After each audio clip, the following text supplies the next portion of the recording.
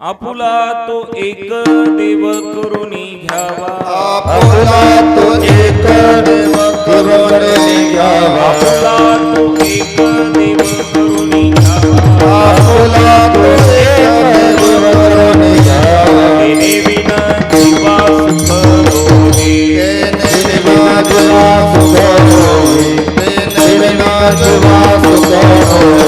आपुला तो एक देव करुणी घ्यावा, आपुला तो एक देव करुणी घ्यावा, आपुला तो एक देव करुणी घ्यावा, आपुला तो एक देव करुणी घ्यावा, तेने विना जीवा सुख होई, तेने बिना जीवा सुख होई, तेने बिना जीवा सुख होई। हे रतिमाई के दुःखाची जनिती, हे रते माई के दुःखाचे जन, हे रतिमाई के दुःखाची जनिती, हे रते माई के दुःखाचे जन, नाही आदी अंती अवसानी, नाही आदि अंते अवसान, नाही आदि अंते अवसान। अविनाश करे आपुलिया ऐसे, अविनाश करे आपुलिया ऐसे, अविनाश करे आपुलिया ऐसे, अविनाश करे आपुलिया ऐसे। आवे मना विसे गोविंदाचे, आवे मना विसे गोविंदाचे, आवे मना विसे गोविंदाचे। हे रतिमाई के दुःखाची जनिती, हे रते माई के दुःखाचे जन, हे रतिमाई के दुःखाची जनिती, हे रते माई के दुःखाचे जन, नाही आदी अंती अवसानी, नाही आदि अंते अवसान, नाही आदि अंते अवसान। भावने एका मरणेची सरे, भावने एका मरणेची सरे,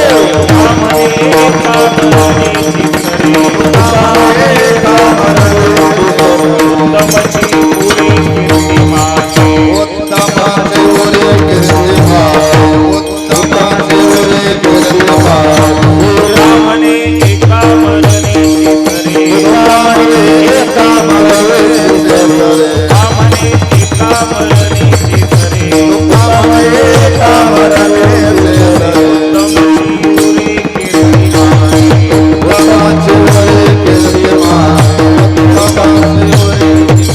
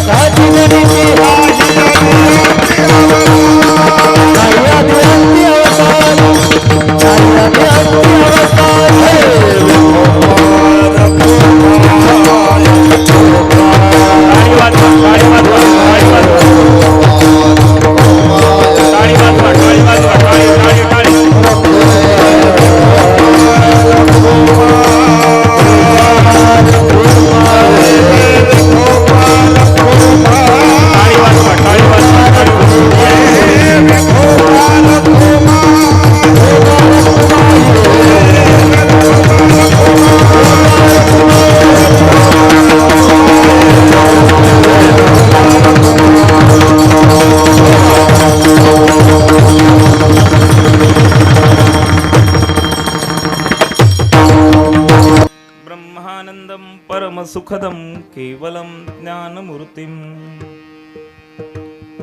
द्वन्द्वातीतं गगनसदृशं तत्त्वमस्याधिलक्षणम्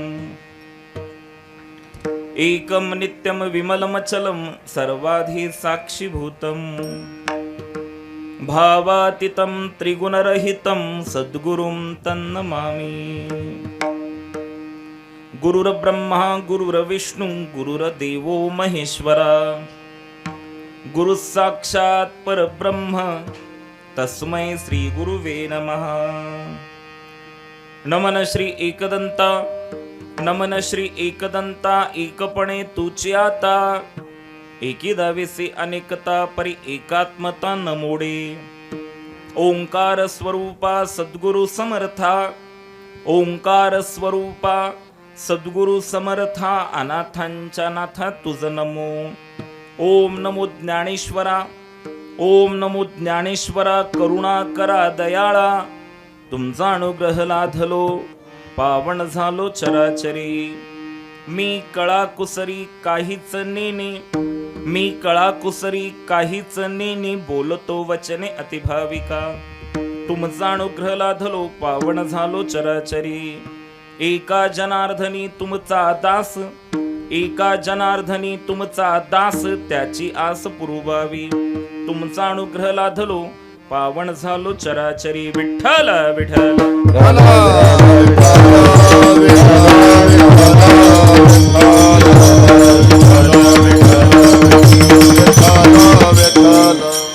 आपुला तो एक देव करुणी घ्यावा, तेने विन जीवा सुख नोहे. एरती माई के दुःखाची जनिती, नाही आदि अंती अवसानी. अविनाश करी आपुलिया ऐसे, अविनाश करी आपुलिया ऐसे, लावी म्हणा पिसे गोविंदाचे. एरती माई के दुःखाची जनिती, नाही आदि अंती अवसानी. तुका म्हणे एका मरणेची सरे, तुका म्हणे एका मरणेची सरे, उत्तम चिवरे कीर्ती मागे.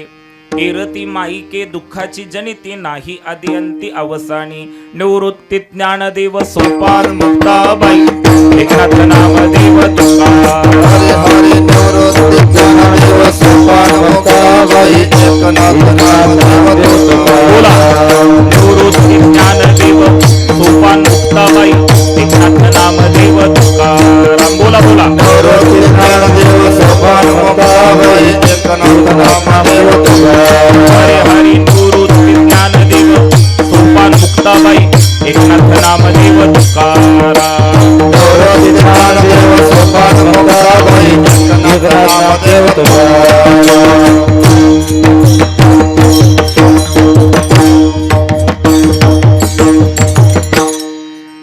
आपुला तो एक देव करुणी घ्यावा, तेने विन जीवा सुख नोहे. एरती माई के दुःखाची जनिती, नाही आदि अंती अवसानी. विश्वमांगल्याचं स्वप्न उराशी बाळगून अखिल मानव जातीच्या कल्याणाकरिता ज्यांनी गीतेवर ब्रह्मानंदाची लहरी प्रगट केली,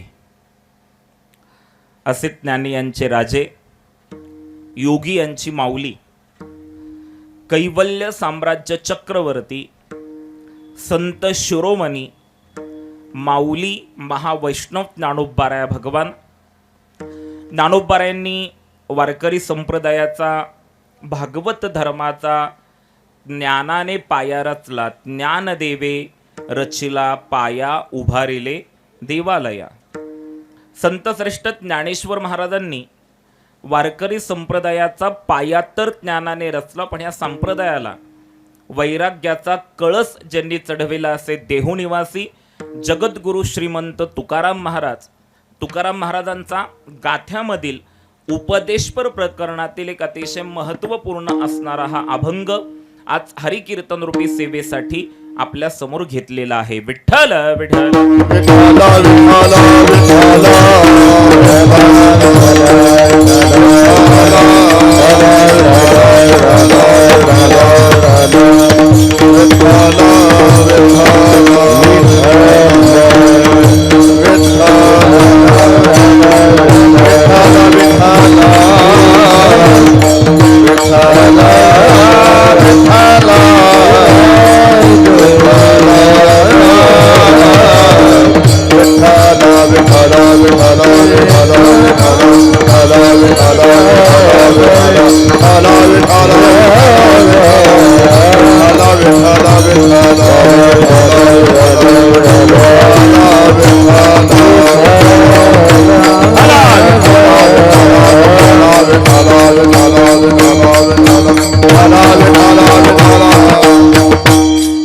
आज आपण या ठिकाणी आपणा सर्वांचे प्रिय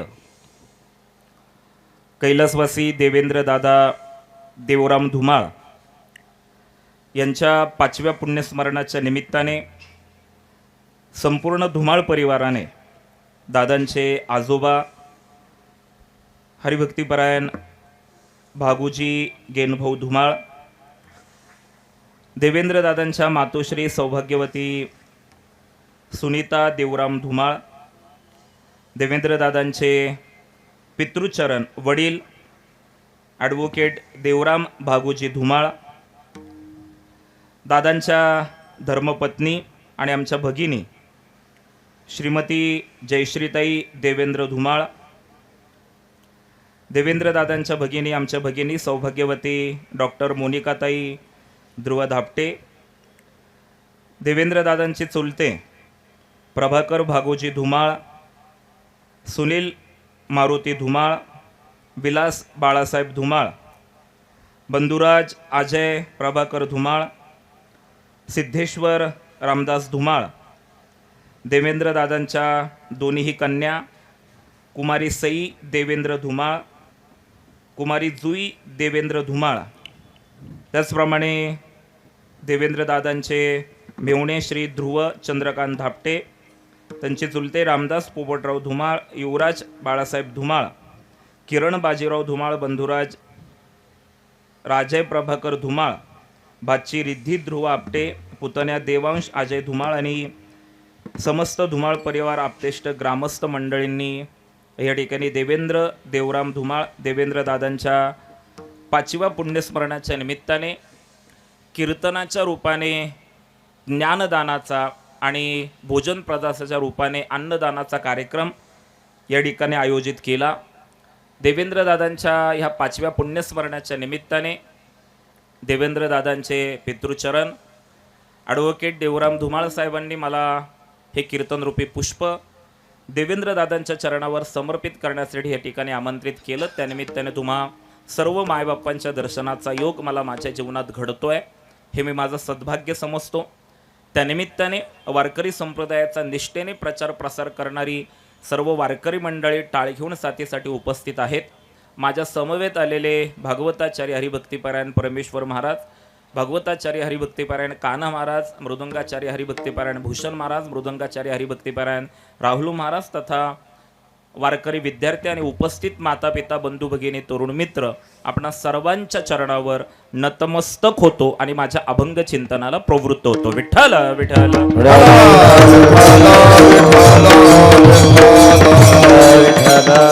खरं तर 5वं पुण्यस्मरण आहे। म्हणता म्हणता देवेंद्रदादांना देहरूपाने जाऊन आपल्यामधून 5 वर्ष पूर्ण होत आहेत। 5 वर्षापूर्वी ह्याच तिथीला धुमाळ परिवारामध्ये केवढं मोठं संकट आलं, केवढा मोठा दुःखाचा डोंगर कोसळला, हे आपण शब्दातही व्यक्त करू शकत नाही।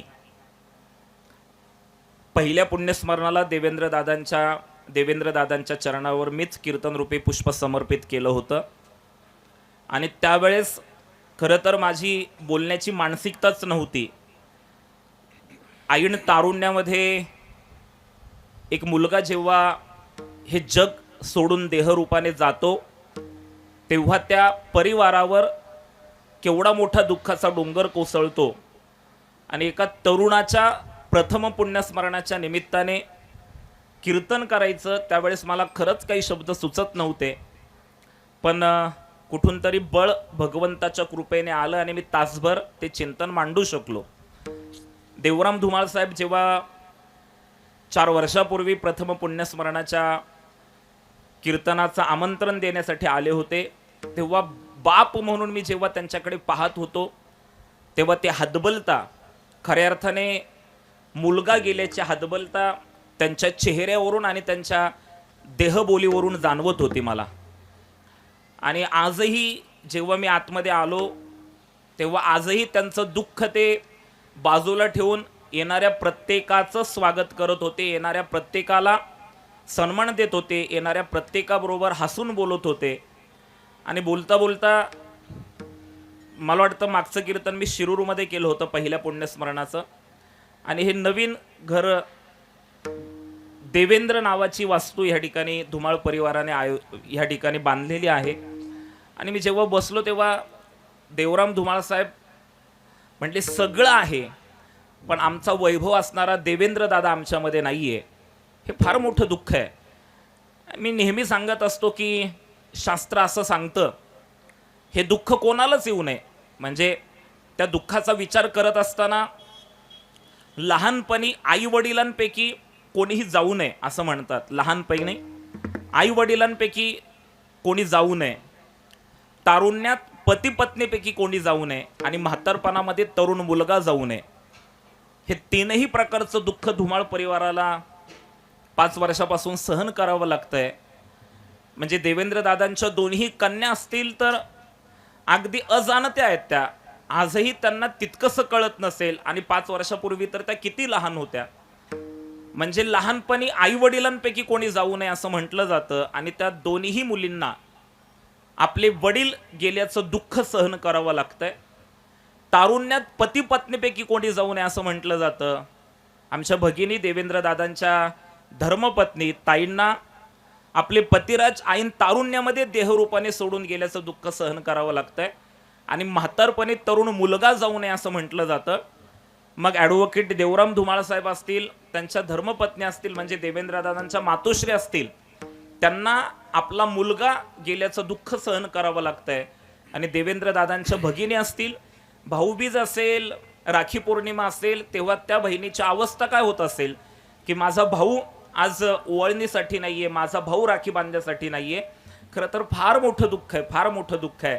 पण म्हणता म्हणता 5 वर्ष झाली, अशी पाखरे येती आणि एक स्मृती ठेवून जाती.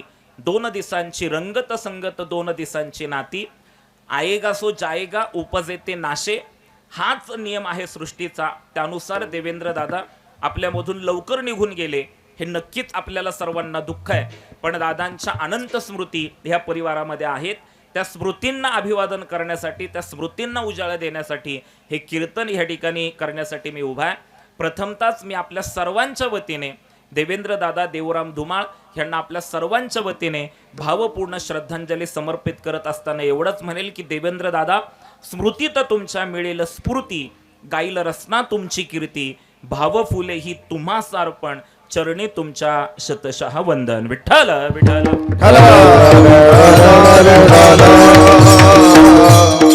आणि हे कीर्तन पुष्प देवेंद्र दादांच्या चरणावर समर्पित करत असताना मी जो अभंग घेतलाय, मी थोडासा विचार वेगळं करून आलो होतो अभंगाचा, पण इथे आल्यानंतर मी हा अभंग मुद्दामून घेतलेला आहे.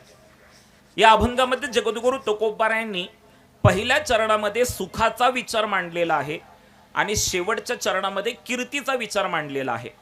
माझ्या शब्दांकडे तुम्ही लक्ष द्याल तर माझं कीर्तन तुम्हाला समजेल. एक 2-4 सूचना आहेत. पहिली सूचना आहे, आपण हरी कीर्तन ऐकण्यासाठी बसलेलो आहोत, त्यामुळं पाठीचा काना ताट करून बसायचं, म्हणजे व्यवस्थित बसायचं. दुसरी सूचना, माझं कीर्तन म्हणजे संवाद आहे. प्रपंचामध्ये वाद असतो आणि परमार्थामध्ये संवाद असतो. इथून पुढे साधारणपणे 11:15 पर्यंत मी बोलेल, तुम्ही बोला, माझं कीर्तन ऐका. तिसरी सूचना, इथून पुढे 1 तासभर मी आपल्यासमोर उभा राहून आपल्याला साद घालेल, खाली बसून आपण मला प्रतिसाद द्यायचा आहे. आणि हा प्रतिसाद द्यायचा कसा, तर मी बोलत असताना फक्त एवढी मान हलवत राहायची, म्हणजे मला बरं वाटेल की तुम्ही माझं कीर्तन ऐकताय. आणि सगळ्यात महत्त्वाचं, जेव्हा जेव्हा विठ्ठल भजन येईल तेव्हा तेव्हा हाताने टाळी वाजवा आणि तोंडाने विठ्ठलाचं नामस्मरण करा. विकारो विधातः, ठकारो नीलकंठः, लकारो लक्ष्मीकांतः, विठ्ठल नाम अभिधीयते.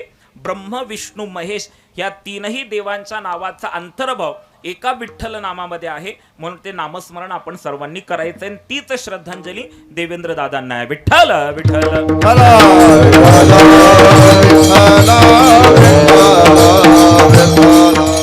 जगद्गुरु तुकोबारायांचा अभंग आहे. इथं माझ्या समोर जी पारमार्थिक मंडळी बसलेली आहेत त्यांचा हा अभंग पाठच असेल. या अभंगामध्ये अतिशय 2 महत्वांचा उल्लेख जगद्गुरु तुकोबाराय करतात. मानवी जीवन जगत असताना सुख कोणत्या साधनाने प्राप्त करायचं आणि मृत्यूनंतर कीर्ती कोणत्या साधनाने उरते याचा विचार तुकाराम महाराज या अभंगामधून करत आहेत. हे पहा, आपण कर्मप्रवृत्त आहोत, आपण क्रियाप्रवृत्त आहोत, आपण कृती करतो, आपण जे काम करतो, आपण जी कृती करतो, आपण जी क्रिया करतो, त्या क्रिया कृती कामाची फलश्रुती आपल्याला सुख ही अपेक्षित असते. मला सांगा, इथं कोणी आहे का की आम्ही जे काही काम करतो, आम्ही जे काही कर्म करतो किंवा आम्ही जे काही कृती करतो, त्या कृतीतून, त्या कर्मातून, त्या क्रियेतून आम्हाला दुःख भेटलं पाहिजे असं इथं कोणाला वाटतं का? गेले का काय घरी? बोला ना, आपलं ठरलंय ना बोलायचंय. हा, मला सांगा, आपण जी कृती क्रिया कर्म करतो त्या कृती क्रिया कर्मातून आम्हाला दुःख भेटलं पाहिजे. आपण जे काम करतो त्या कामाची फलश्रुती दुःख हवी किंवा दुःख अपेक्षित आहे का आपल्याला? नाही. आपण जी कृती क्रिया कर्म करतो त्या कृती क्रिया कर्माची फलश्रुती काय असली पाहिजे? सुख असली पाहिजे, हा विचार आहे. अध्यात्माने दोन प्रकारचं सुख सांगितलेलं आहे. एक दुःखाश्रित सुख सांगितलेलं आहे आणि एक सुखाश्रित सुख सांगितलेलं आहे. शब्दांकडे लक्ष द्या. मी बरोबर 11:15 वाजता जय विठ्ठल करणार आहे, काळजी करू नका. एक पाऊण तास माझ्या शब्दांकडे लक्ष द्या. किती प्रकारचं सुख सांगितलेलं आहे? ठरलंय ना आपलं बोलायचंय, संवादे बोललो ना. किती प्रकारचं सुख आहे? दोन प्रकारचं. एक दुःखाश्रित सुख आहे आणि एक सुखाश्रित सुख आहे. ऐका काय, ह्या प्रपंचाचा विचार मांडत असतानाच मला फार फार प्रमाणांची रेलचेल करायची नाहीये. सुखदुःखाचा विचार करत असताना आपण ज्याला सुख समजतो त्याला ज्ञानोबा तुकोबाऱ्या सुख म्हणत नाही, आणि ज्ञानोबा तुकोबाऱ्या ज्याला सुख म्हणतात त्याला आपण सुख म्हणायला तयार नाहीये. हा विरोधाभास आहे. व्यक्तिपरत्वे सुखाच्या व्याख्या बदलतात बरं का.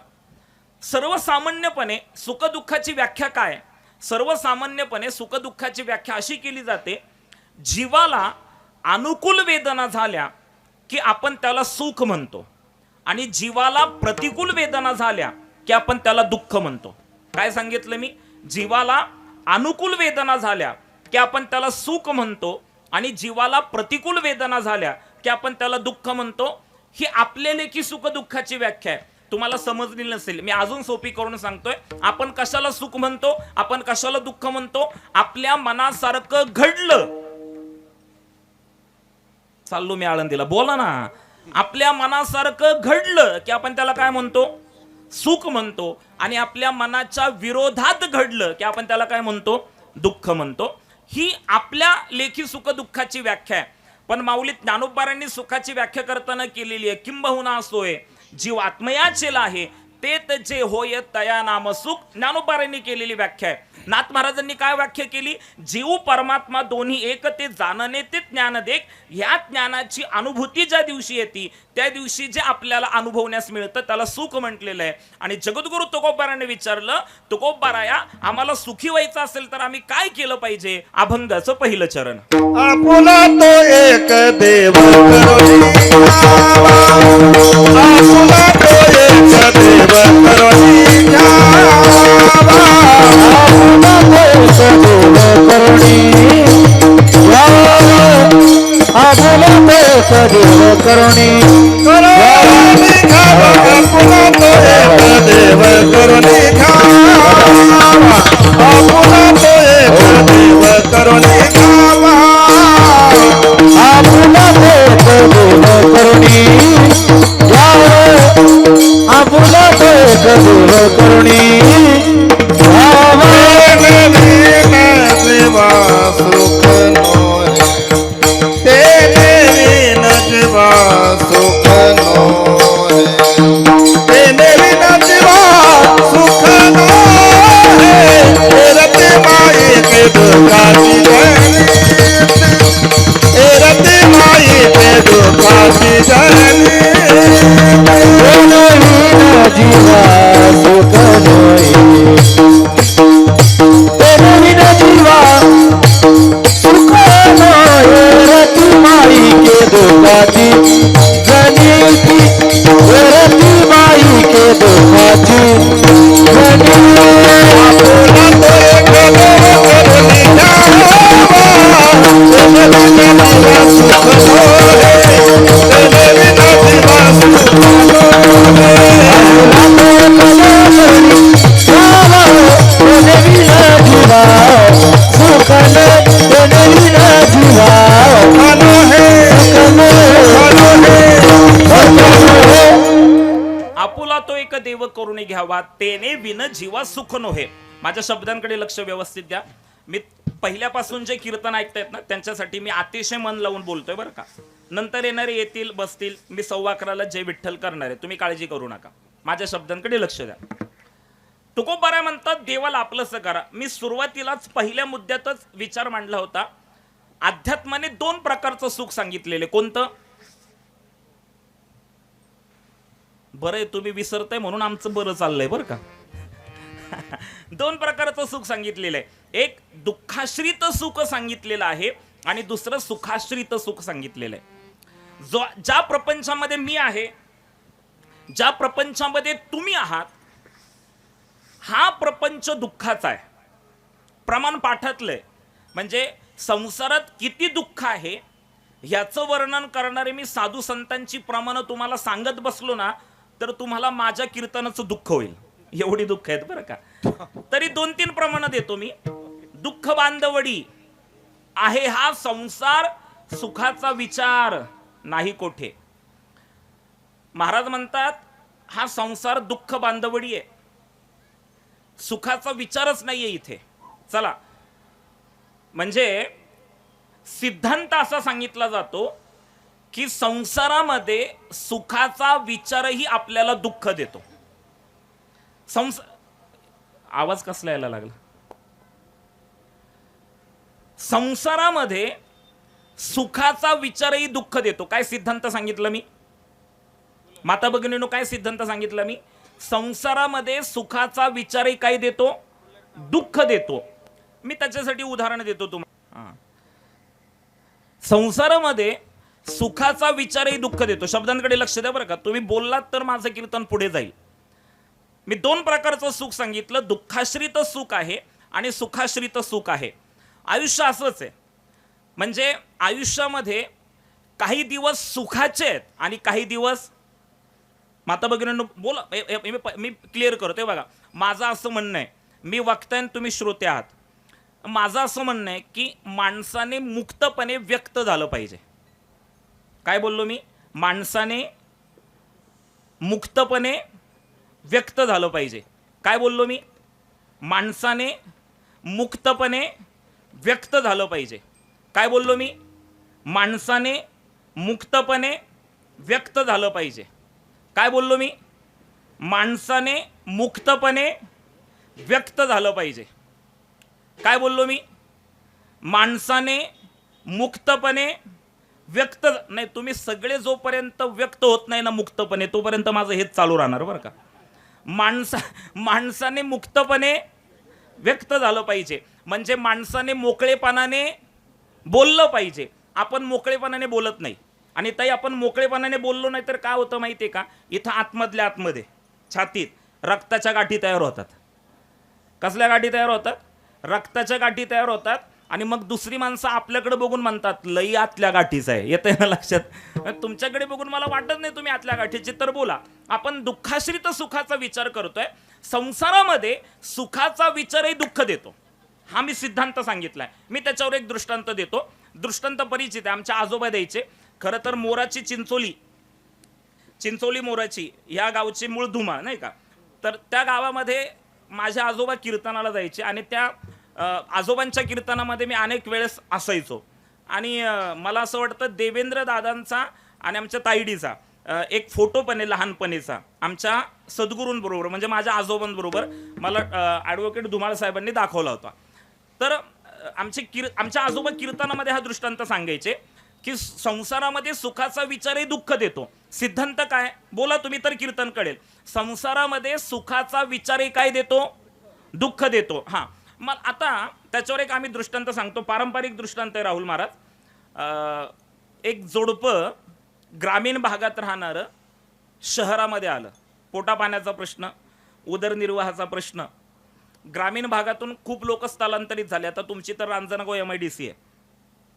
मग आता ग्रामीण भागातून शहरामध्ये राहायला आलेल्या माणसाला नवीन घर घेणं तितकं सोपं राहिलेलं नाही आहे. घराचे भाव गगनाला जाऊन भिडलेले आहेत. मग आता शहरात राहायचं आहे, नोकरी व्यवसाय करायचा आहे. मग त्याच्यावर पर्याय काय? नवीन घर घेऊ शकत नाही. मग पर्याय काय? हां, बरोबर आहे, भाड्याने खोली करायची. बरोबर आहे ना, भाड्याने खोली करायची. म्हणजे आपल्या परिसरामध्ये बरीच माणसं भाड्याने श्रीमंत झालीत बरं का, खूप झालेली आहेत. म्हणजे एक माणूस माझ्याकडे आला, म्हणजे अगदी 2018 मधली घटना आहे. माझ्याकडे आला आणि मला म्हटलं, पुरुषोत्तम दादा, माझा मुलगा काही कामधंदा करत नाही. आज बऱ्याच बापांची ही खंत आहे बरं का. आमचा मुलगा काही कामधंदा करत नाही. मला त्या कुटुंबाची थोडीशी माहिती होती. आमच्या पिंपरी चिंचवडमधलं कुटुंब आहे. मी त्याला विचारलं तुमच्या खोल्या किती आहेत भाड्याने. त्याने मला लगेच अभिमानाने सांगितलं, म्हणला पुरुषोत्तम दादा माझ्या 250 खोल्या आहेत भाड्याने. म्हणलं एका खोलीला भाडं किती. मी 2018ची गोष्ट सांगतोय. त्यांनी सांगितलं एका खोलीला 2000 रुपये भाडं आहे. आता तुम्ही कॅल्क्युलेशन करा, 250 खोल्या भाड्याने दिलेत, एका खोलीला भाडं किती आहे 2000 रुपये. म्हणजे कॅल्क्युलेट केलं तर 250 खोल्यांचे महिन्याला किती झाले 5 लाख रुपये. आता त्या बापाची खंत काय, माझा मुलगा काही कामधंदा करत नाही. मी त्याला म्हटलं जर तुम्हाला दर महिन्याला 5 लाख रुपये भाड्याचेच येत आहेत तर तुमचा भाड्या करल कसं काय. येते का लक्षात तुमच्या, का नाही आलं तुमच्या लक्षात. अरे पुढच्या पिढीला निष्क्रिय करण्याचं काम ह्या पिढीने केलंय. विठ्ठल विठ्ठल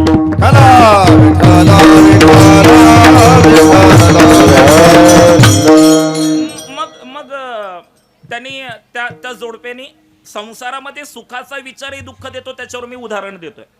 तर मग त्या जोडप्यानी एक 10 बाय 15ची खोली घेतली आणि त्या खोलीमध्ये संसार थाटला. एका कोपऱ्यात भांड्याची मांडणी ठेवली, एका कोपऱ्यात कपाट ठेवलं, एका कोपऱ्यात पलंग ठेवला, एका कोपऱ्यात टेबल ठेवला, टेबलावर शेगडी ठेवली, शेगडीच्या खाली बोला ना सिलेंडर सिलेंडर म्हणताना तरी अंगावर काटे येत आहेत आता नाही का सध्या. आणि मग त्यांचा सुखाने संसार चालू झाला. संसार चालू झाल्यानंतर हा कामाला जायचा, दिवसभर कामावरून संध्याकाळी घरी यायचा. मग चहा पाणी करून मग फेरफटका मारून जेवण करून पती पत्नी झोपायचे.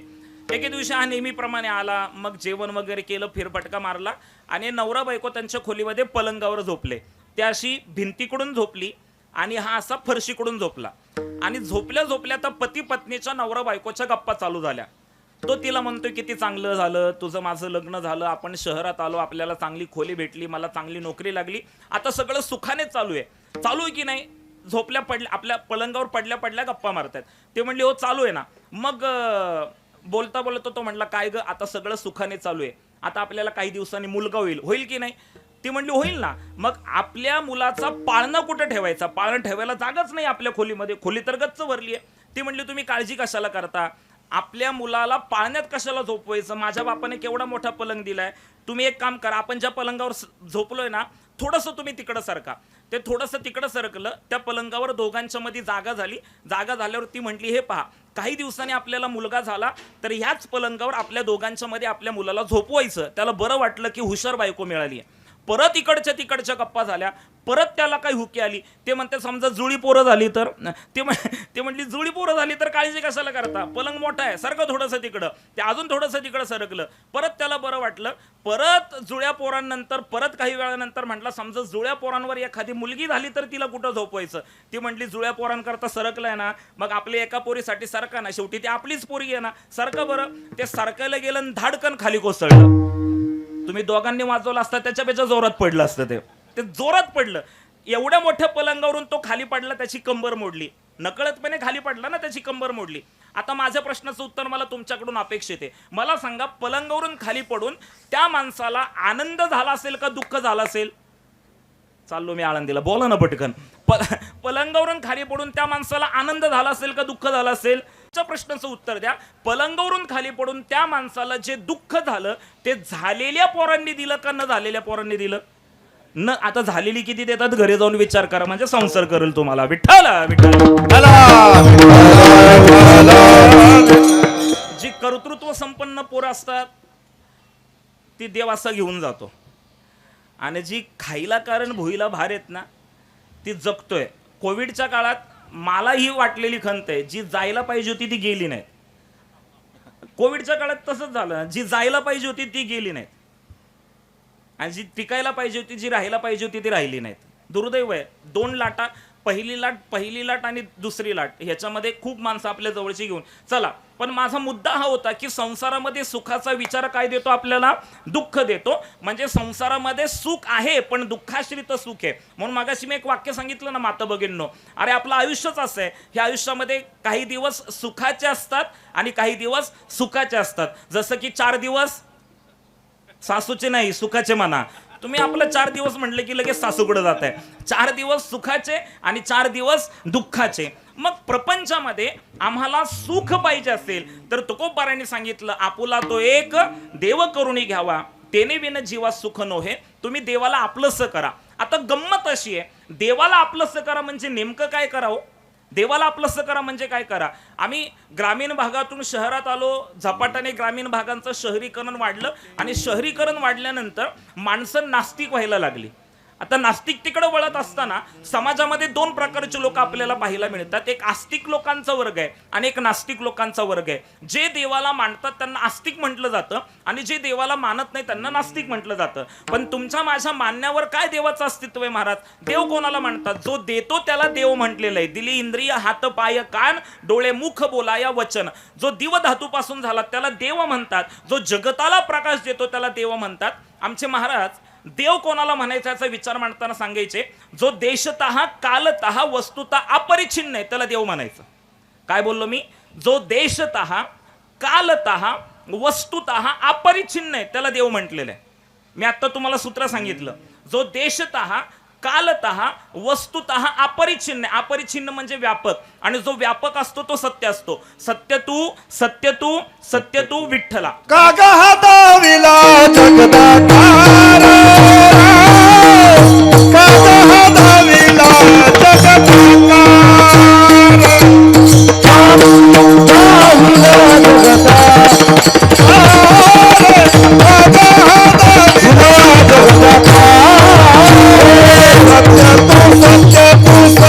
ताली वाजवा, ताली वाजवा, ताली वाजवा.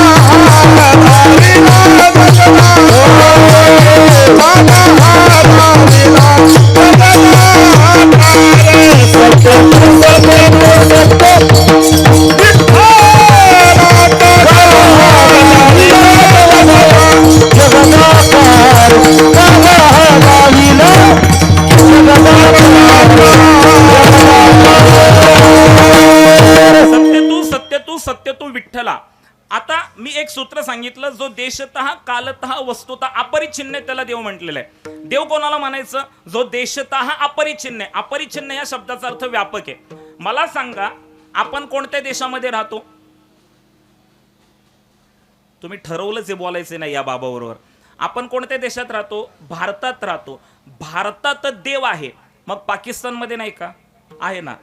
भारतात त्याला देव म्हणतात, पाकिस्तानमध्ये त्याला अल्लाह म्हणतात. भारतात पाकिस्तानमध्ये देव आहे, मग अमेरिकेमध्ये नाही का? तिथेही देव आहे, तिथे त्याला गॉड म्हणतात.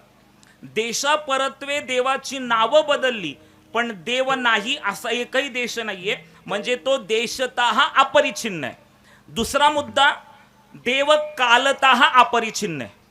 कालतः अपरिच्छिन्न म्हणजे काय? काळाचे तीनच प्रकार घ्या: भूतकाळ, वर्तमान काळ, भविष्यकाळ. मला सांगा, आपण भूतकाळात होतो का हे आपल्याला माहिती नाही. आपण भविष्यात असणार आहोत का हेही आपल्याला माहिती नाही.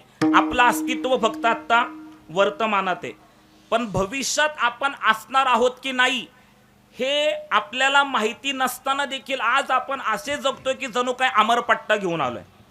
देवाचं अस्तित्व भूतकाळातही होतं, देवाचं अस्तित्व भविष्यातही असणार आहे, आणि देवाचं अस्तित्व वर्तमानातही आहे. म्हणून तो कालतः अपरिच्छिन्न आहे आणि तो वस्तुतः अपरिच्छिन्न आहे. माता भगिनींनो, हिरण्यकशिपूने प्रल्हादाला विचारलं, ह्या खांबात तुझा देव आहे का?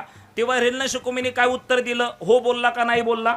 हो बोलला ना. मग तिकडे त्या खांबाला गदा मारली, लात मारली, काय मारायचं ते मारलं, आणि मग भगवंत प्रगट झाले. कोणता अवतार? नरसिंह अवतार. विठ्ठल जळीस तळी भरला रीता ठाव नाही उरला. माझा मुद्दा एक लक्षात घ्या. बंड्याला गुरुजींनी एकदा विचारलं, म्हटले बंड्या सांग बरं, बंड्या सांग बरं देव कुठे आहे? गुरुजी बोलतायत, बंड्या सांग बरं देव कुठे आहे, मी तुला 2 सफरचंद देतो. बंड्या पुढचा होता. बंड्या म्हणला, गुरुजी गुरुजी तुम्हीच सांगा देव कुठे नाही, मी तुम्हाला 4 सफरचंद देतो. येतंय का लक्षात? अरे देव नाही असं एकही ठिकाण नाहीये. मग त्या देवाला तुम्ही आपलंसं करा. काय झालेलं आहे? देवाला आपलंसं करा म्हणजे हृदयस्थ भगवंताची ओळख करून घ्या, म्हणजे देवाला आपलंसं करा. विठ्ठल विठ्ठल.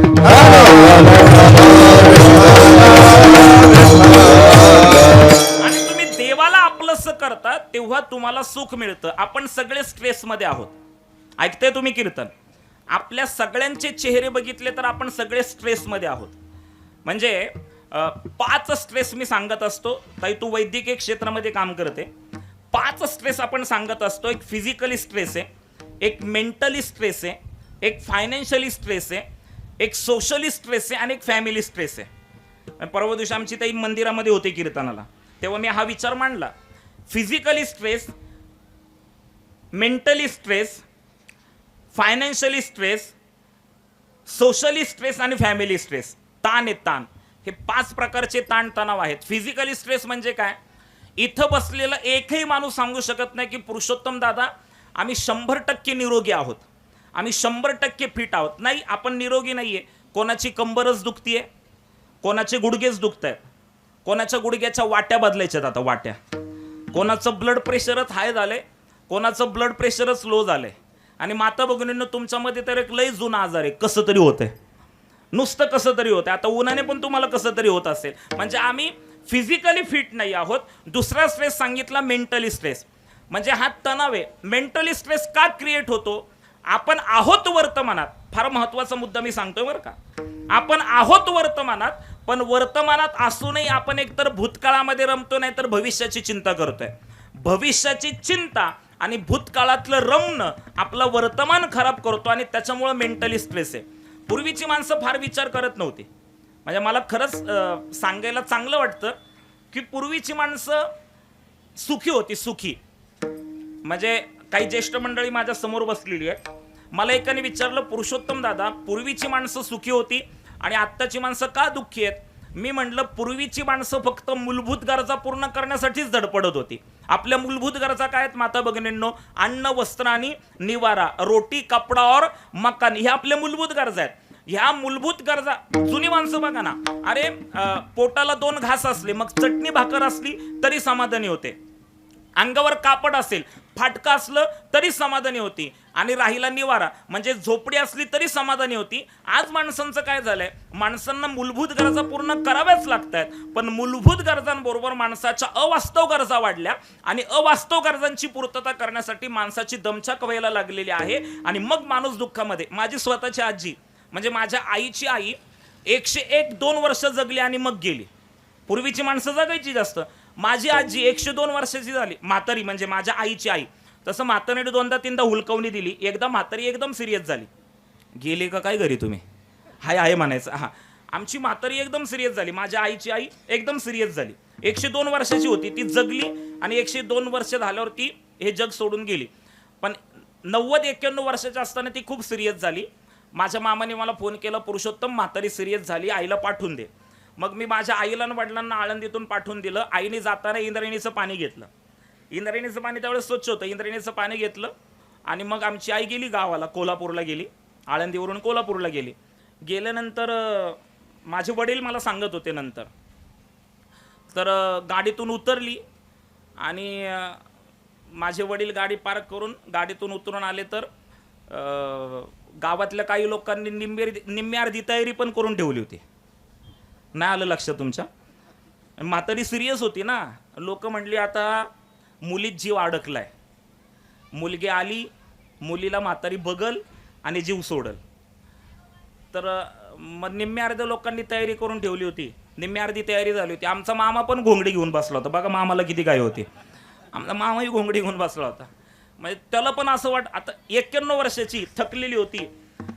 तर मग आमची आई गेली. आईने पहिली मामीला सांगितलं, 1 वाटी आण आणि चमचा आण. मग मामीने वाटी चमचा दिला, त्याच्यामध्ये आईने ते इंद्रायणीचं पाणी घेऊन गेली होती. स्वच्छ होतं पाणी, ते टाकलं. म्हातारी थोड्या पापण्या हलवत होती. मग आमच्या आईने त्या चमच्याने म्हातारीला पाणी पाजलं. अर्धा पेला पाणी पिली. म्हातारीने पूर्ण डोळा उघडला आणि ती आमच्या आईकडे बघत राहिली. त्याच्यानंतर माझ्या आईने मामीला सांगितलं, एक काम कर, मिक्सरच्या भांड्यामध्ये चतकोर चपाती घे, थोडंसं दूध टाक, थोडीशी साखर टाक आणि ते मिक्सरमध्ये भांड्यामध्ये बारीक करून आण. आमच्या मामीने ते वाटीभर असं ते बारीक करून आणलं आणि जसं पाणी पाजलं म्हातारीला, तसं आमच्या आईने ते हे पण पाजलं, ते चपाती आणि दुधाचं ते बारीक केलेलं ते पण पाजलं. म्हातारी जवळजवळ ती संपूर्ण वाटी म्हातारीने संपवली. जसं म्हातारीने वाटी संपवली तशी बाहेर जी तयारी करणार होती ना, ती निघून गेली. म्हटली आता म्हातारी काय जात नाही. खरंच म्हातारी गेली नाही. त्याच्यानंतर 10 वर्षांनी म्हातारी गेली. मध्यंतरी एकदा सिरियस झाली, पण मामाने काय आईला बोलवलं नाही. हा म्हणला हिला बोलवलं की ही जगतीये म्हणून. विनोदाचा बॉक्स सोडून द्या, मला एवढं सांगायचं होतं 102 वर्ष. परत 102 वर्ष जगली. मी आईला विचारलं, म्हटलं आई म्हातारी एवढी कशी काय जगली का? तेव्हा माझ्या आईने सांगितलं, बाळा तुम्ही माझ्या आईने सांगितलं, आजीने तिला सांगितलं, म्हणजे आमची आई आणि आमचे मामा लहान असतानाच आमचे आजोबा गेले. कुटुंबाची जबाबदारी तिच्यावर पडली. मग सकाळी 4 वाजता उठायचं, घरातलं काम उरकायचं, शेतात जायचं, दिवसभर शेतात काम करायचं, संध्याकाळी गावातल्या सुखदुःखामध्ये सहभागी व्हायचं. आणि तिच्या गरजा खूप कमी होत्या. म्हणजे माझ्या आईने सांगितलं, पुरुषोत्तम 102 वर्षाची होऊन ती गेली. लग्न झाल्यापासून ते मरेपर्यंत तिच्या सगळ्या साड्या आम्ही मोजल्या, ते 30 ते 32 साड्या होत्या. साडीला साडी, साडीला साडी, साडीला साडी लावून ती घालत होती. आता तुमची कपाटं जाऊन बघा किती साड्या आहेत तुमच्या कपाटामध्ये. म्हणजे गरजा कमी होत्या. आज माणूस का दुःखी झालेला आहे? अवास्तव गरजा वाढलेल्या आहेत. आणि अवास्तव गरजा वाढल्यामुळे माणूस दुःखी झालेला आहे आणि वर्तमानात राहत नाही. त्याच्यामुळे मेंटली स्ट्रेस आहे, फायनान्शियली स्ट्रेस आहे. अरे ज्याच्याकडे पैसा आहे तो पण दुःखी आहे आणि ज्याच्याकडे पैसा नाही तो पण दुःखी आहे. फॅमिली स्ट्रेस आहे. प्रत्येकाच्या कुटुंबामध्ये आणि प्रत्येकाच्या जीवनामध्ये अशी एक घटना आहे की जी आयुष्यभर मनाला टोचणी देत राहते. आज देवेंद्र दादांची उणीव आयुष्यभर या कुटुंबाला जाणवणारच आहे ना. म्हणजे किती किती किती मोठी पोकळी आहे, किती मोठी पोकळी आहे. मग ॲडव्होकेट धुमाळ साहेब असतील, त्यांच्या धर्मपत्नी म्हणजे देवेंद्र दादांच्या आई असतील, आयुष्यभर ही मनाला टोचणे आहे ना की आपला मुलगा आपल्याला सोडून गेला. म्हणजे हा एक फॅमिली स्ट्रेस आहे. आणि समाजामध्ये राहत असताना सोशली स्ट्रेस आहे. समाजामध्ये सगळं व्यवस्थित असलं पाहिजे या विचाराने आपलं जीवन खऱ्या अर्थाने पुढे चाललेलं आहे. म्हणून महाराज म्हणतात, हे सगळे स्ट्रेस जर घालवायचे असेल तर भगवंताला आपलंसं केलं पाहिजे. आपुला तो एक देव करुणी घ्यावा, तेने विन जीवा सुख नोहे. देवाला का आपलंसं करायचं? कारण की तो सुखरूप आहे. तुका म्हणे माझे हेची सर्व सुख पाहिने श्रीमुख आवडीने, किंवा सुखरूप आईसा दुजा कोणी सांगा माझ्या पांडुरंगा सारी खातो. भगवंताला आपलंसं न करता तुम्ही माईक पदार्थांमध्ये गुंताल तर ते माईक पदार्थ दुःखाला जन्म देणारे आहेत. अभंगाचं दुसरं चरण. एरती माई के दुःखाची जनीती, एरती माई के दुःखाची जनीती, एरती माई के दुःखाची जनीती, एरती माई के दुःखाची जनीती. नाही अभियंती अवसानी, नाही अभियंती अवसानी, एरती माई के दुःखाची जनीती, माई के दुःखाची जनीती. माझे अभियंती अवसान राम, नाही अभियंती अवसान, अवसान, एरती माई के दुःखाची जनीती, एरती माई के दुःखाची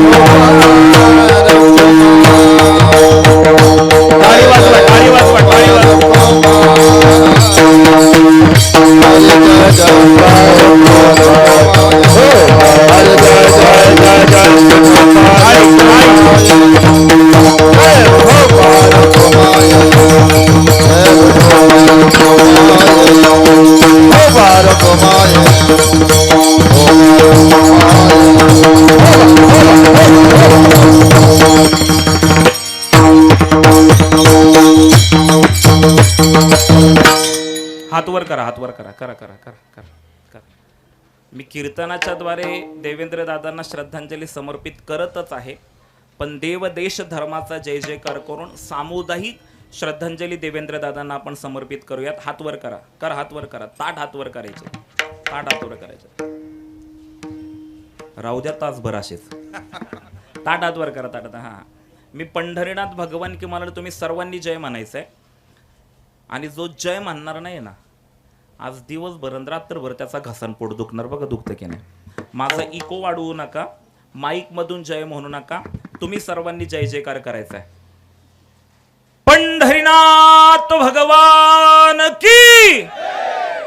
संख्येच्या मानाने आवाज येत नाही. या परत हा, हात वर, एकदम ताट हात वर. हा, पंढरीनाथ भगवान की. माऊली ज्ञानेश्वर महाराज की. जगद्गुरु तुकाराम महाराज की. भारत माता की. सनातन हिंदू धर्म की. छत्रपती शिवाजी महाराज की. धर्मवीर संभाजी महाराज की. हर हर. जय श्रीराम. गणपती बाप्पा मंगल मूर्ती. येळकोट येळकोट. ज्योतिबाच्या नावानं करात खाली. विठ्ठल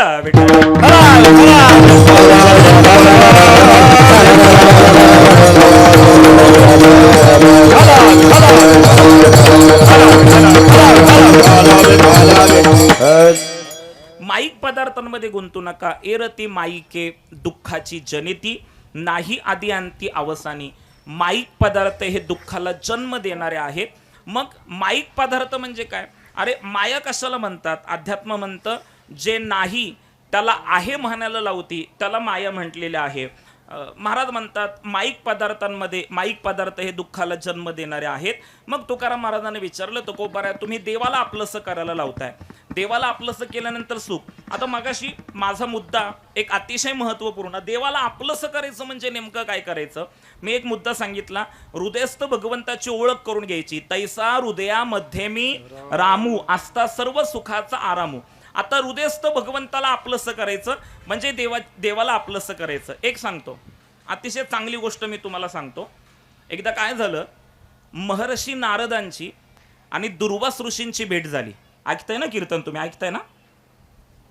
महर्षी नारदांची आणि दुर्वास ऋषींची भेट झाली. महर्षी नारद आनंदी दिसत होते. दुर्वास ऋषींनी विचारलं, नारदा आनंदी दिसताय, काय कारण आहे? आपण आनंदी दिसलो ना की लोक निष्करण विचार करत असतात, हा आनंदीच कसा आहे, म्हणजे हा सुखातच कसा आहे. आपण आनंदी राहायचं, आहे त्या परिस्थितीमध्ये आनंदी राहायचं. ते मुलांना 2-4 शांत करा. दुर्वास ऋषींनी नारदांना पाहिल्यानंतर नारदांना विचारलं, नारदा तुम्ही आनंदी दिसताय, तुमच्या आनंदाचं कारण काय? शब्दांकडे लक्ष द्या, गोष्ट व्यवस्थित आहे का? तुमच्या आनंदाचं कारण काय? तेव्हा नारदजींनी सांगितलं, मी आत्ता गोकुळात गेलो होतो. दुर्वास ऋषी म्हणले, पुढचं बोलूच नका. तुम्ही जर गोकुळात गेला असणार तर नक्कीच तुम्ही भगवान श्रीकृष्णाचं दर्शन घेतलं असणार, आणि ज्या अर्थी तुम्ही भगवान श्रीकृष्णाचं दर्शन घेतलं असणार त्या अर्थी तुम्हाला आनंद होणं साहजिकच आहे. नारदजी म्हटले, दुर्वासात तर्क करू नका, माझं पूर्ण ऐकून घ्या. मी गोकुळात गेलो होतो पण मी भगवान श्रीकृष्णाला भेटलोच नाही. म्हटले मग भगवान श्रीकृष्णाला भेटला नाही तरी पण तुम्हाला आनंद होतोय? म्हटले मी भगवान श्रीकृष्णाला भेटलो नाही, पण भगवान श्रीकृष्णाच्या भक्तिप्रेमामध्ये जी तल्लीन झालेली आहे त्या राधेची माझी भेट झाली आणि राधेला भेटलो आणि मला आनंद झाला. बघा ना, एखादा वारकरी असेल, त्या वारकऱ्याला भेटल्यानंतर आपल्याला कसा आनंद होतो. एखादा भक्ती करणारा एखादा सत्पुरुष असेल, त्याच्या दर्शनाने आपल्याला आनंद होतो. नारदजी म्हटले, मी गोकुळात गेलो पण गोकुळात गेल्यानंतर मला भगवान श्रीकृष्णाचं दर्शनच झालं नाही. मी राधेला भेटलो आणि राधेच्या दर्शनाने मला आनंद झालेला आहे. दुर्वासांच्या कपाळावर आठ्या पडल्या आणि दुर्वास बोलतायत, नारदा तुम्ही काय बोलताय हे तुम्हाला कळतं का? तुम्ही काय बोलताय हे तुम्हाला कळतं का? नारदजी बोलले, काय? अहो सगळं जग ज्या राधेला नाव ठेवतंय त्या राधेच्या दर्शनाने तुम्हाला आनंद झाला असं म्हणताय. तुम्हाला काय वाटतं का काय बोलताय तुम्ही? नारदजी म्हणले राधेला नावं ठेवते. हो म्हणले, राधेला नावं ठेवतायत, राधेला व्यभिचारी बोलतायत, व्यभिचारी बोलतायत राधेला. आणि अशा राधेला भेटल्यानंतर तुम्हाला आनंद झाला हे काही मनाला पटेन असं झालंय. नारदजी म्हटले मला राधेच्याच दर्शनाने आनंद झालेला आहे. राधा कोणाला म्हणायचं, आमचे सद्गुरू फार सुंदर सांगायचे, धारा, धारा जी प्रवाहाच्या दिशेने वाहते तिला धारा म्हटलेलं आहे. धारा धारा धारा धारा धारा धारा धारा धारा तुम्ही म्हटलात की तुम्हाला राधा राधा नाव ऐकू येतं. जी प्रवाहाच्या दिशेने वाहते तिला धारा म्हटलेलं आहे. आणि धारा ह्या शब्दाला उलट केलं तर काय होतं, राधा होतं. धारा म्हणजे प्रवाहाच्या दिशेने जी वाहते तिला धारा म्हटलेलं आहे. आणि प्रवाहाच्या विरोधात जी वाहते तिला राधा म्हटलेलं आहे. आपण सगळे प्रवाह पतित आहोत. आपलं आपल्या कुटुंबावर, आपल्या नातेवाईकांवर, आपल्या ग्रामस्थांवर, आपलं प्रापंचिक वस्तूंवर प्रेम आहे. पण प्रपंचाचा त्याग करून कोणत्याही प्रकारची आसक्ती अंतःकरणामध्ये न ठेवता जी भगवत चरणावर प्रेम करते तिला राधा म्हटलेलं आहे. नारदजी म्हणतात मला राधेच्या दर्शनाने आनंद झालाय. तुम्हाला खोटं वाटत असेल तर तुम्ही गोकुळात जा आणि राधेला भेटून या. मला जो आनंद झाला ना तोच तुम्हाला आनंद होईल. दुर्वासजी जातात, राधेच्या कुटीच्या बाहेर उभे राहतात, राधेच्या घराच्या बाहेर उभे राहतात आणि राधेला आवाज देतात, राधे. राधा आवाज ऐकल्यानंतर बाहेर येते. बाहेर येऊन पाहते तर प्रत्यक्ष दुर्वास ऋषी. राधेच्या डोळ्यांमधून अश्रू वाहू लागतात. राधे दुर्वास ऋषींच्या चरणावर साष्टांग दंडवत घालते आणि उभी राहते आणि हात जोडून डोळ्यातून अश्रू वाहतात. काय माझं भाग्य थोर आहे, आज सकाळी मला नारदांचं दर्शन झालं आणि आज मला ह्या वेळेला तुमचं दर्शन होतंय. भाग्याचा उदय ते हे जोडे संतबाय, माझ्या भाग्याचा उदय झालाय आणि मला तुमचं दर्शन होतंय. तेव्हा दुर्वास ऋषी राधेला म्हणतायत, राधे तुझ्याकडे नारदजी आले होते आणि नारदजींना तुझ्या भेटण्याने आनंद झालेला आहे. पण मी तुझ्याकडे आलोय, माझे काही प्रश्न आहेत. मी तुला माझा एक प्रश्न विचारू का? राधा बोलली विचारा ना. एक काय दोन विचारा. तेव्हा दुर्वास ऋषी म्हणतायत, राधे सगळं जग तुला काय म्हणतं हे तुला माहिती आहे का ग? फार ऐकण्यासारखं वाक्य बरं का. लोक तुला काय म्हणतात, जग तुला काय म्हणतं हे तुला माहिती आहे का राधा? राधेने जे उत्तर दिलं ते ऐकण्यासारखं आहे. राधा बोलतीये जग मला काय बोलतं, लोक मला काय बोलतात हे ऐकायला माझे कान जगाकडे लोकांकडे नाहीयेत, माझे कान कृष्ण नामाकडे आहेत. ऐकताय तुम्ही कीर्तन? आता आपलं आणि राधेमध्ये काय फरक आहे? आपण कीर्तनात बसलो असलो तरी आपले कान बाहेरच आहेत. आणि सगळ्यात जास्त आपल्याला निम्मे अर्धे आजार जर कशामुळे झाले असतील ना तर आपण फक्त एवढाच विचार करतो, लोक काय म्हणतील, लोक काय म्हणतील, लोक काय म्हणतील. सबसे बडा रोग क्या कहेंगे लोक. लोकांकडे लक्ष देऊ नका, लोक आज तुमच्या सोबत आहेत. आणि मी तुम्हाला एक वाक्य सांगू का, आपण भ्रमात आहे, भ्रमात. गेले का काय घरी तुम्ही? झालं मला चिठ्ठी आली, अजून 10 मिनिट वाढवा म्हणून मी वाढवतोय बरं का. नाहीतर मी जे कीर्तनाला सुरुवातीपासून आहे ना मी त्यांचाच विचार करतो. नंतर येणारे ते विचार करून येतात, आता संपत आला असेल आता जाऊ बरं का. पण आता संपत आला असेल असा विचार जे करून आलेत ना त्यांच्यासाठी 12 वाजेपर्यंत कीर्तन.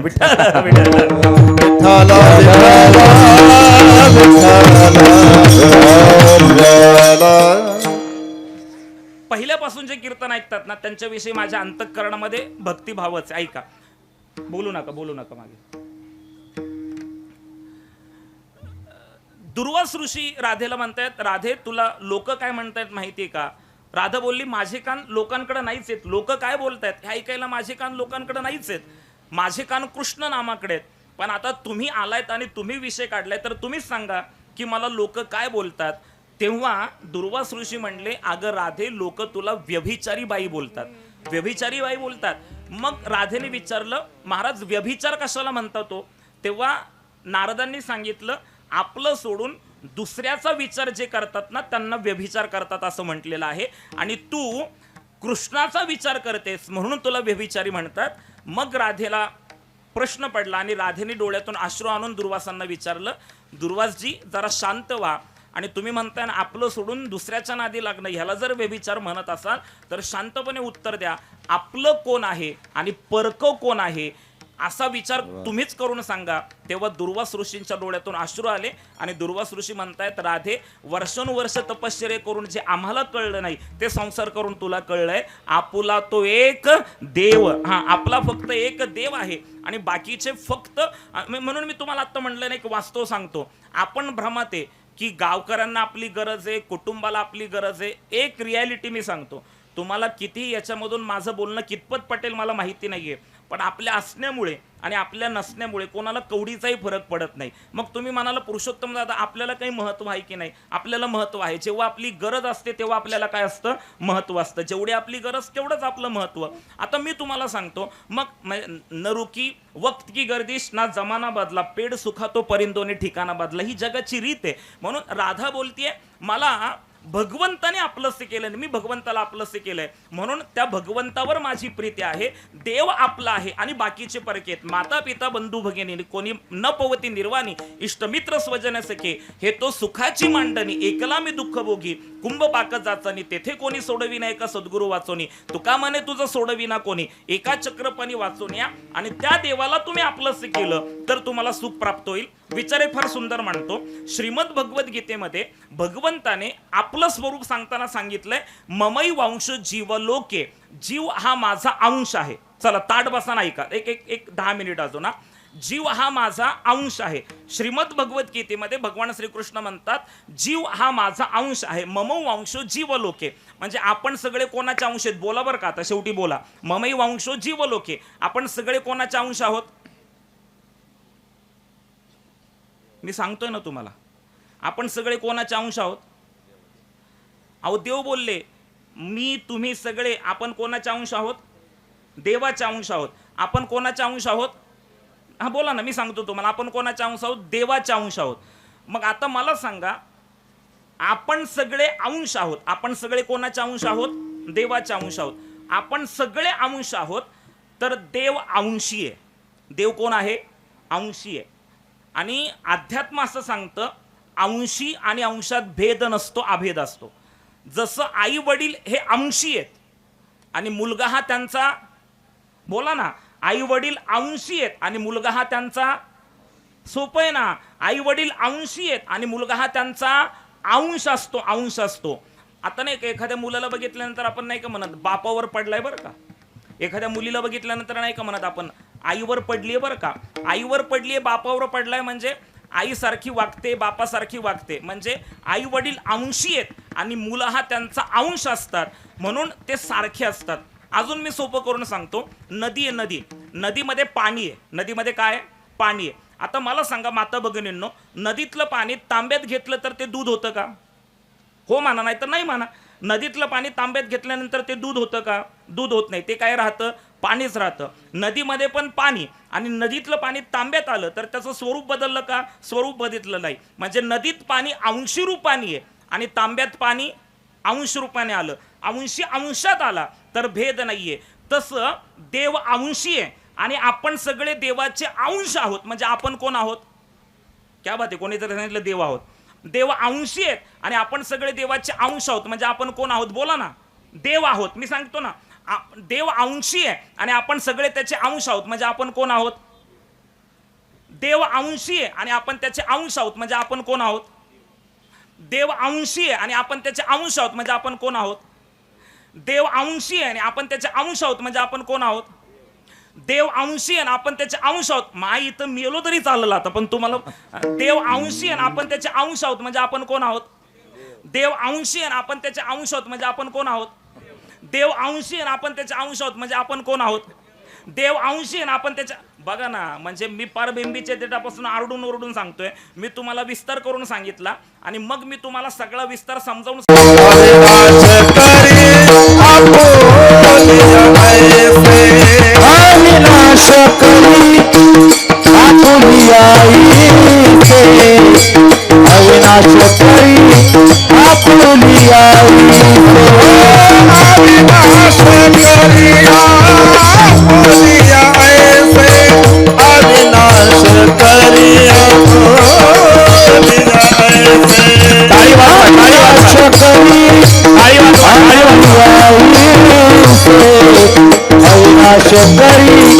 आपुलिया से,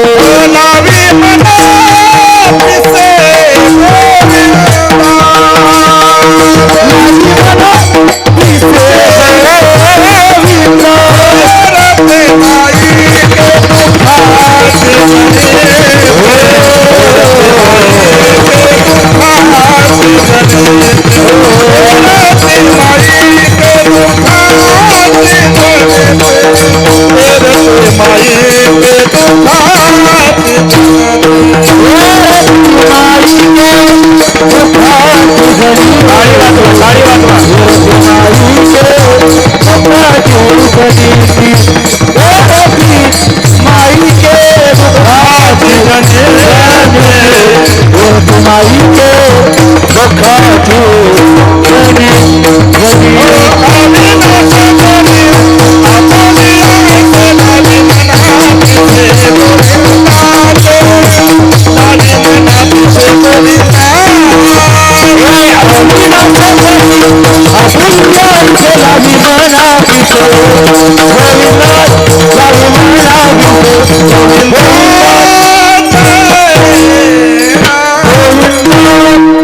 अविनाश करी आपुले यायचे तिसऱ्या चरणाचा मी विचार करतोय. अजून एक चरण राहिलेलं आहे. अविनाश करी आपुले यायचे लावी मनापिसे गोविंदाचे. देवाला आपलंसं करायचं असेल तर एक साधन सांगितलेलं आहे. अविनाश भगवान परमात्मा जो आहे त्याला आपलंसं करा. अविनाश करी आपुले यायचे लावी मनापिसे गोविंदाचे. पिस म्हणजे वेड. मनाला भगवंताचं वेड लावा. वेड लावा म्हणजे भगवंताच्या नामाचं वेड लावा. काय आहे? सगळा खेळ हा मनाचा खेळ आहे. माझ्या शब्दांकडे लक्ष द्या. आता मी तुम्हाला बोललो की मला तुमचे डोळे बघायचे, तर तुम्ही बोलाल की पुरुषोत्तम दादा तुम्हाला डोळे नाहीत का, आमचे डोळे दिसत नाहीत का, तुम्ही मला डोळे दाखवाल.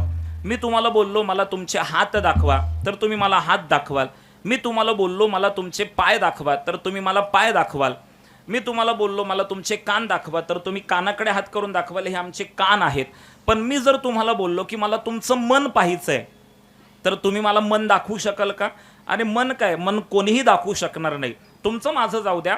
ज्ञानेश्वर महाराजांनी विचारलं, माऊली तुम्ही कैवल्य साम्राज्य चक्रवर्ती आहात, ज्ञानियांचे राजे आहात, योगियांची माऊली आहात. माऊली तुम्ही तरी आम्हाला सांगा की मन कसं आहे?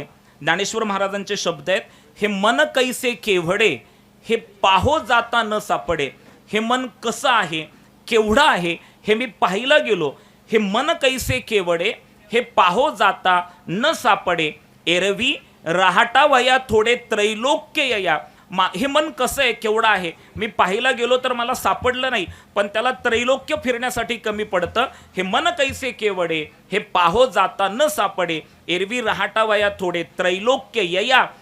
त्या मनाचा स्वभाव सांगताना सांगितलं, जे बुद्धी ते सळी, निश्चया ते टाळी, धैर्यसे हातफळी मिळवून या जाय. आणि ज्या मनाचा चंचल स्वभाव सांगताना सांगितलं, जे बैसीजे तरी हिंडवी दाही दिशा.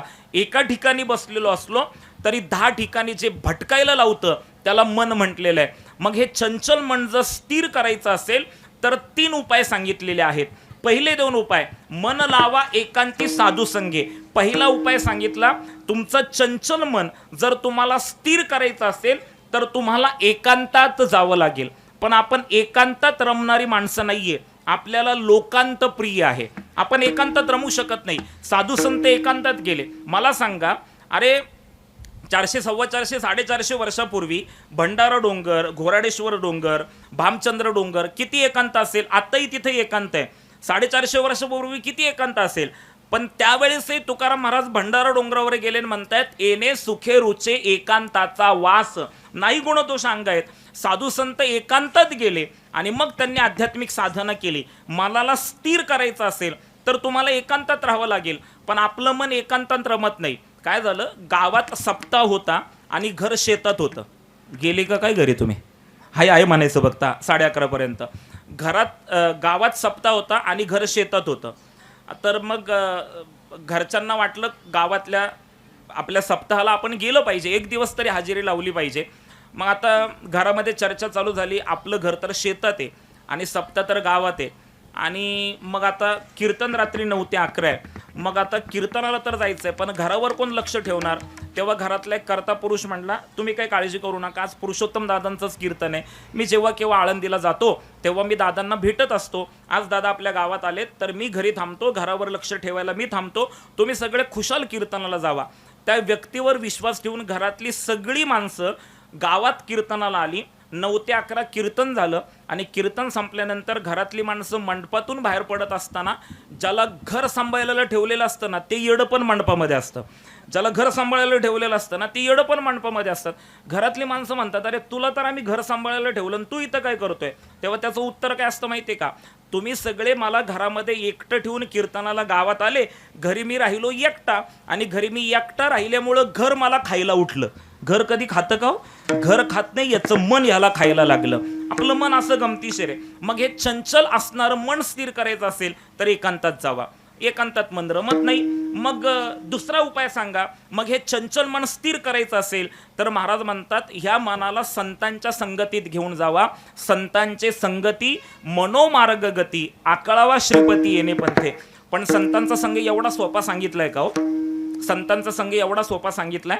भाग्याचा उदय ते हे जोडे संत पाय. संत संघ कधी मिळतो माहितीये? कोटी जन्माची पुण्य संपत्ती जरी गाठी असेल आयती तरीच जोडे माझ्या संतांची संगतीत सत्संगी भक्ती उल्हासे.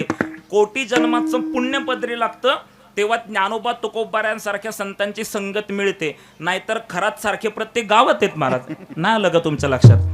खरात सारखे प्रत्येक गावात आहे ना. धुमाळ साहेब काय दुर्दैव आहे आपलं. आपण ज्ञानोबाऱ्यांच्या चरणावर तुकोबाऱ्यांच्या चरणावर नतमस्तक होण्यापेक्षा भोंदूबाबांच्या चरणावर नतमस्तक होतो. याच्यापेक्षा दुर्दैव काय? वारकरी संप्रदायाने कधी सांगितलंय का? तुम्ही सगळे सुज्ञ मंडळी शिकलेली माणसं माझ्या समोर बसलेली आहेत की तुम्ही हातामध्ये दोरा बांधा, कपाळावर अंगारा लावा, आमक्या खेट्या मारा, असं कधी सांगितलंय? नाही नाही बाबा. संत कोणाला म्हटलंय? तेची संत ज्यांचा हेत विठ्ठली नेनती काही टाना टोना एका नामस्मरणा वाचवणे. नामस्मरणाशिवाय दुसरं काहीही जे सांगत नाही त्यांना संत म्हटलेलं आहे. आत्ताची दुरावस्था काय माहितीये का? आपल्या प्रपंचातल्या अडचणी आपल्याला वाटतं खूप आहेत, त्या आपणच मोठ्या करून ठेवलेल्या असतात मनाच्या विचाराने. मग त्या अडचणी सोडविण्यासाठी भोंदूबाबांसारखे असे खरात सारखे आपल्याला पावलोपावली पाहायला मिळतील. महाराज म्हणतात मंत्रतंत्र उपदेशती घरोघरी गुरु आहेत आई ते परी शिष्याशी मिळवी सद्वस्तू ते सद्गुरू त्या ते श्रीकृष्ण माने. धर्माच्या नावावर सगळा बाजार चाललाय. मी एक चारोळी सांगतो तुम्हाला.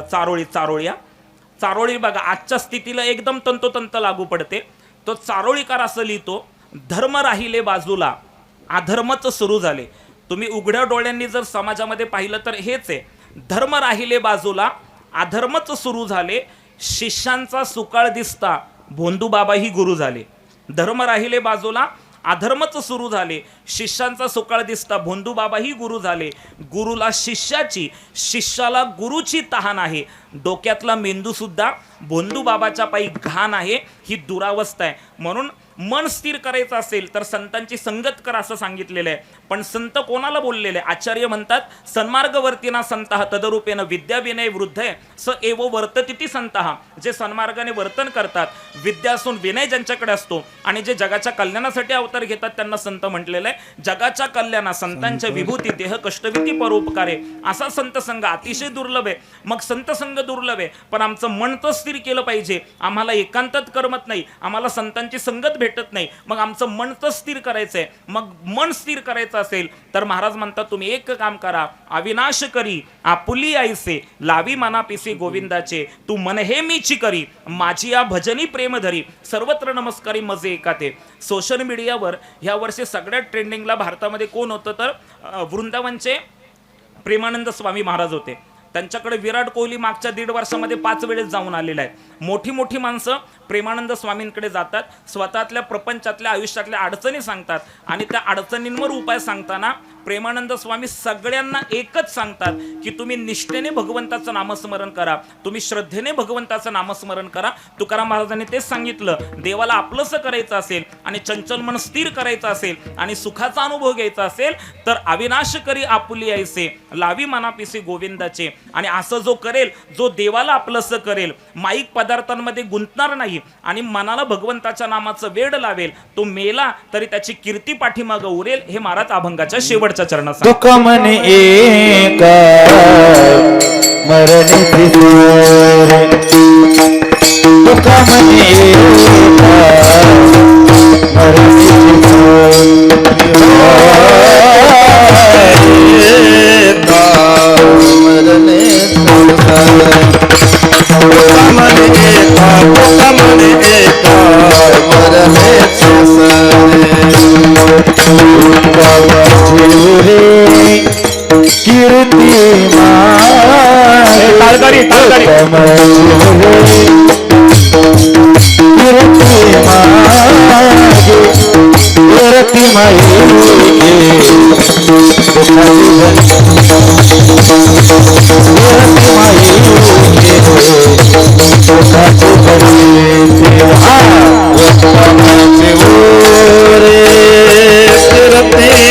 मा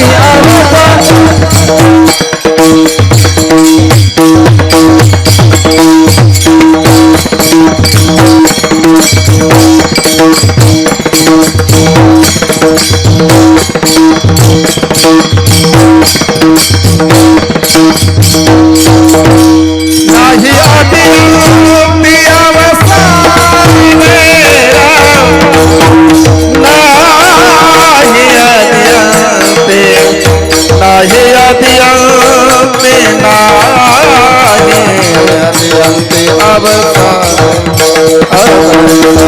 नाही अंते अवसान अवसान अवसान नाही तेरा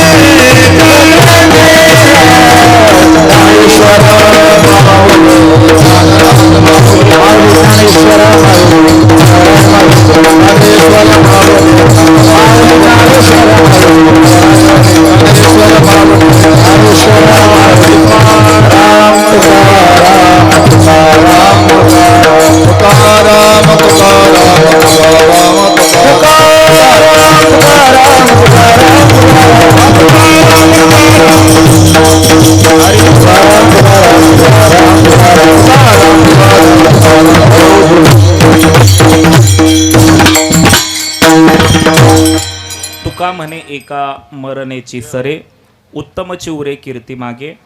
पाठीमागे कीर्ती उरते. प्राचार्य शिवाजीराव भोसले सरांचं एक वाक्य आहे. मरणाची भीती आपल्याला सगळ्यांनाच वाटते, कोणाला वाटत नाही मरणाची भीती. ज्या मृत्यूकडे आपण भीती म्हणून पाहतो त्या मृत्यूकडे ज्ञानोबा तुकोबाराचे साधू संत सोहळा म्हणून पाहतात. प्राचार्य शिवाजीराव भोसलेंचं एक वाक्य आहे, मरणानंतरचं उरणं वाट्याला येणार असेल, वाक्य फार चांगलं आहे, मरणानंतरचं उरणं वाट्याला येणार असेल तर जगण्यानंतरचं मरण भीतीदायक राहत नाही. आणि आपण शेवटी प्रत्येकजण जाणार आहोतच. अध्यात्माने मरणाचे 4 प्रकार सांगितलेले आहेत. एक दैनिक मृत्यू सांगितलेला आहे, एक अवस्थांतर मृत्यू सांगितलेला आहे, एक देहाचा मृत्यू सांगितलेला आहे आणि एक अज्ञानाचा मृत्यू सांगितलेला आहे की जो अतिशय महत्त्वाचा आहे. पहिला दैनिक मृत्यू आहे. एक 5 मिनिट लक्ष द्या. त्याच्यानंतर जय विठ्ठल होईल, प्रतिमेसमोर आरती होईल आणि मग कीर्तन संपेल. नंतर पुढच्या सूचना जशा मिळतील तसा पुढचा कार्यक्रम असेल. शेवटचे एक 5-7 मिनटं लक्ष द्या. तुका म्हणे एका मरणेची सरे उत्तमची उरे कीर्ती मागे. पाठीमागं कीर्ती चांगली उरली पाहिजे. आचार्यांचं एक सुभाषित आहे, अस्थिरम जीवितम लोके अस्थिरम धन यौवनम अस्थिरम पुत्रदाराश्च धर्म कीर्ती द्वयोस्थिराः. धर्म आणि कीर्ती ह्या 2 गोष्टी स्थिर आहेत किंवा धर्माने प्राप्त होणारी कीर्ती ही स्थिर आहेत. मी मरणाचा विचार मांडत असतो. तुका म्हणे एका मरणेची सरे उत्तमची उरे कीर्ती मागे. मरणाचे 4 प्रकार अभ्यासकांनी अध्यात्माने सांगितलेले आहेत. एक दैनिक मृत्यू. पहिला दैनिक मृत्यू. दैनिक मृत्यू म्हणजे काय, तर आपली दररोजची जी झोप आहे, निद्रा आहे, तिला दैनिक मृत्यू म्हटलेलं आहे. म्हणजे आपण रात्री झोपलो, गाढ झोप लागली, तर आपलं नाव काय आहे, आपलं गाव कोणतं आहे, आपण कोण आहोत, आपले नातेवाईक कोण आहेत, आपले मित्र कोण आहेत, आपल्याला काहीच आठवत नाही. लोक म्हणतात ना, अरे म्हणजे रात्री तर भेटला होता, रात्री तर चांगला होता, सकाळी तर कसं काय बरं झालं. असंच आहे, आपण रात्री झोपलो, काही काही माणसं झोपेतच त्यांचा शेवट होतो, इहलोकीची यात्रा ती संपवतात. दैनिक मृत्यू, सकाळी उठलो तर जग आपलं आणि आपण जगाचे. दैनिक मृत्यू सांगितला. एकाने मला विचारलं, पुरुषोत्तम दादा, सुखी माणूस कोणाला म्हणायचं, आत्ताच्या काळामध्ये सुखी माणूस कोणाला म्हणायचं. म्हटलं, अंथरुणावर पडल्या 5व्या मिनिटाला ज्याला गाढ झोप लागते ना, तो सुखी समजायचा. आज अंथरुणावर पडल्या कोणच झोपत नाही, म्हणजे झोप लागतच नाही. गोळी न घेता ज्याला गाढ झोप लागते ना, त्याला सुखी माणूस म्हणायचं. मरणाचा दुसरा प्रकार सांगितला, अवस्थांतर मृत्यू. म्हणजे आपण जो देह घेऊन मी इथं कीर्तन करतोय आणि जो देह घेऊन तुम्ही इथे बसलेला आहात, त्या देहाच्या 3 अवस्था सांगितलेल्या आहेत. एक बाल्यावस्था सांगितलेली आहे, एक तारुण्यावस्था सांगितलेली आहे आणि एक वृद्धावस्था सांगितलेली आहे. बाल्यावस्थेचा मृत्यू झाला की तारुण्यावस्था आहे आणि तारुण्यावस्थेचा मृत्यू झाला की वृद्धावस्था आहे. आता मला सांगा, माझ्या प्रश्नाचं उत्तर द्या, बोला, शेवटचे 2 मिनिटं बोला. मला सांगा, आता आपल्या बाल्यावस्थेचा मृत्यू झाला ना, आता आपण लहान आहोत का? बोला, आपण लहान आहोत का? बरं, आता आपल्याला लहान व्हायचं असेल तर आपण होऊ शकतो का? नाही होऊ शकत. म्हणजे आपल्या बाल्यावस्थेचा काय झाला? मृत्यू झाला. दुसरी अवस्था आहे तारुण्यावस्था. तारुण्यावस्थेचाही मृत्यू होणार आहे आणि तारुण्यावस्थेबरोबर वृद्धावस्थेचाही मृत्यू होणार आहे. हा झाला अवस्थांतर मृत्यू. तिसरा मृत्यू सांगितला देहाचा मृत्यू. म्हणजे जीव गेला की ह्या देहाला आपण नेऊन स्मशानभूमीमध्ये जाळतो, तो देहाचा मृत्यू आहे. पण अवस्थांतर मृत्यू, दैनिक मृत्यू आणि देहाचा मृत्यू याहीपेक्षा अज्ञानाचा मृत्यू अतिशय महत्त्व सांगितलेला आहे. आणि आपल्या स्वरूपाच्या विषयी जे अज्ञान आहे, त्या अज्ञानाचा मृत्यू होणं गरजेचं आहे. आणि त्या म्हणजे तत्वमसी, ते तू आहेस, अहम ब्रह्मास्मी, हा बोध ज्या दिवशी होतो तो खऱ्या अर्थाने आपला आनंदाचा दिवस असतो आणि अज्ञानाचा मृत्यू झाल्याचा दिवस असतो. अज्ञानाचा मृत्यू होणं अत्यंत गरजेचं आहे. तुकोबारायांचा एक अभंग आहे, मरणाही आधी राहिलो मरोनी. तुकाराम महाराज म्हणतात, मी मरणाच्या अगोदर मेलेलो आहे, मरणाही आधी राहिलो मरोनी, मग केले मनी होते तैसे. मरणाच्या अगोदर मरणं म्हणजे काय? देहदृष्टीने मरण्याच्या अगोदर अज्ञानाचं मरण होणं अत्यंत गरजेचं आहे. आणि ते अज्ञानाचं मरण झालं की जीवनामध्ये आनंदी आनंद आहे. तुकोबारा तेच म्हणतात, तुका म्हणे एका मरणेची सरे, उत्तम चोरे कीर्ती मागे. पाठीमागं कीर्ती चांगली उरली पाहिजे. आज ज्यांच्या 5व्या पुण्यस्मरणाच्या निमित्ताने आपण या ठिकाणी उपस्थित झालेलो आहोत, ते आपणा सर्वांचे प्रिय देवेंद्र दादा देवराम धुमाळ असतील. देवेंद्र दादांचं देहरूपाने जाणं 5 वर्षापूर्वी झालं. खरं तर मी सुरुवातीला सांगितलं, सुरुवातीला जे नव्हते त्यांच्याबद्दल मी परत सांगेल की इतक्या लवकर देवेंद्र दादांचं देहरूपाने आपल्यामधून जाणं झालं. आणि 5 वर्षापूर्वी याच दिवशी धुमाळ परिवारावर दुःखाचा फार मोठा डोंगर कोसळला. काय हतबलता असेल, मग देवराम धुमाळ साहेबांची काय हतबलता असेल, त्यांच्या धर्मपत्नीची काय हतबलता असेल, आमच्या देवेंद्र दादांच्या धर्मपत्नी ताईंची काय हतबलता असेल, त्यांच्या 2 मुलींची काय हतबलता असेल. धुमाळ परिवार तिथल्या तिथे कोसळून पडला असणार आहे. पण म्हणता सगळ्या दुःखांवर आणि सगळ्या गोष्टींवर वेळ हे फार मोठं औषध असतं. आज म्हणता 5 वर्ष निघून गेले. देवेंद्र दादांची उणीव जी कुटुंबाला जाणवत असणारे, जी पोकळी निर्माण झालेली आहे, ती कधीही न भरून निघण्यासारखी आहे. म्हणजे मी सुरुवातीला सांगितलं की लहानपणी आई वडिलांपैकी कोणी जाऊ नये.